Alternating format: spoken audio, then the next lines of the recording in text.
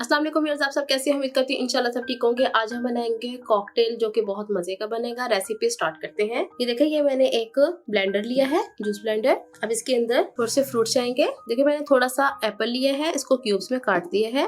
ये डाल देंगे, बिस्मिल्लाहिर्रहमानिर्रहीम। इसी तरह थोड़ा सा बनाना डालेंगे और 2 खजूरें। अब इसके अंदर 1 गिलास दूध, बिस्मिल्लाहिर्रहमानिर्रहीम।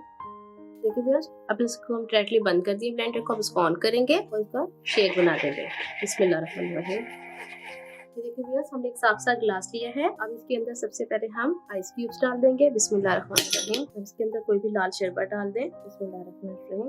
2 टेबलस्पून मैंने इसके अंदर लाल शरबत डाला है और ये जो हमने फ्रूट्स का कॉकटेल बनाया था वो डालेंगे। बिस्मिल्लाहिर्रहमानिर्रहीम।